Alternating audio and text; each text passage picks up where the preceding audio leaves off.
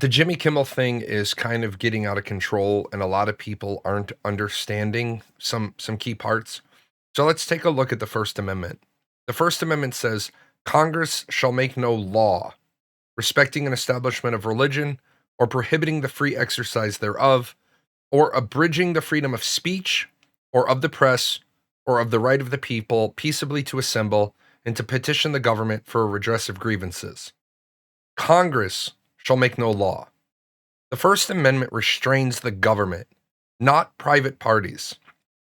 The founding generation of America understood freedom of speech was necessary for government so that people couldn't be imprisoned or fined for words they'd already spoken, nor could their speech be prevented before they'd even had a chance to utter a word. Now, private moderation by networks, venues, platforms is not censorship in a constitutional sense. Now, where we start to get into a wrinkle is government pressure. And the Jimmy Kimmel controversy, ABC and its affiliates made editorial changes about a show they own, but did they do so with a gun to their head? Now, Brandon Carr, head of the FCC, said, "Look, we can do this the easy way or the hard way. These companies can find ways to change conduct, to take action, frankly, on Kimmel, or, there's going to be additional work for the FCC ahead."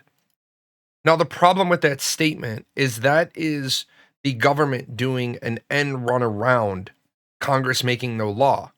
If the government, if the chairman of the FCC can make open threats against companies, then they don't need a law. They simply can use threats. Now, interestingly enough, all the way back to our earliest histories, we've been trying to suppress speech. The Sedition Act of 1798 criminalized harsh criticism of federal officials.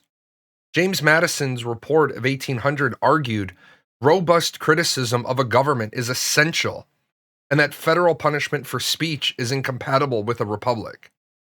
And we've gone down this road for 2 centuries, and it seems like only in the 2000s have we become so easily offended that speech has to be censored. We want to censor everything, but only the government can censor. We want platforms to allow comments or disallow comments.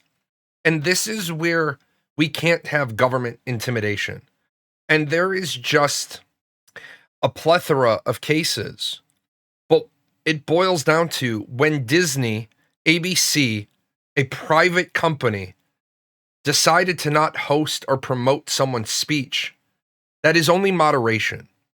Censorship only happens when the government uses its power, which creates an unfortunate loop because was the threat from the FCC the government using its power? And very quickly what's happened is people have started boycotting Disney and canceling Disney Plus and Hulu and ESPN. But as I said in my short form content today, welcome to being a fascist. Your immediate response is to jump on Disney. And you might feel that Disney should have stood up. Well, if you remember, the last time Disney stood up for something in the political arena, they lost Reedy Creek Improvement District. Also, what people I don't hear talking about is that sub-affiliates, local stations, didn't want to broadcast Kimmel's monologues because they were offended on his Monday and Tuesday night monologues, and they had already said, we're not playing the third one. Now, I think a big problem is people keep saying, protect freedom of speech.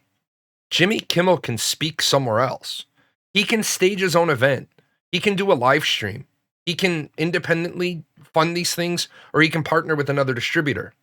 His ability to speak is not limited by a contract. It's just his access. The First Amendment does not guarantee access to any private microphone.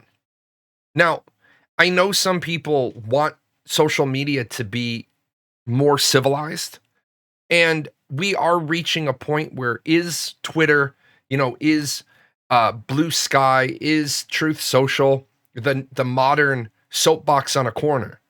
Do these platforms have to allow speech they don't agree with? And the answer right now is no. Packingham versus North Carolina, The court struck down a state law barring sexual offenders from social media and said, though, yes, social media is the modern public square, but while they emphasized the role these platforms play in public discourse, they did not say that they are subject to First Amendment obligations. They are not bound by public forum rules. They remain private entities. Furthermore, the Supreme Court has struck down laws, and they say the First Amendment protects a private platform's right to curate content and invalidate laws that impose viewpoint neutral carriages, mandates, or heavy handed transparency requirements. Basically, in short, they are saying that Twitter, all these other organizations, Facebook, they can't be compelled as private entities to publish speech they choose not to host. And this has brought up many, many problems people have. But in the end, the platforms do remain private actors. ABC remains a privately held company, controlled by Disney. They don't owe Jimmy Kimmel a right to a show.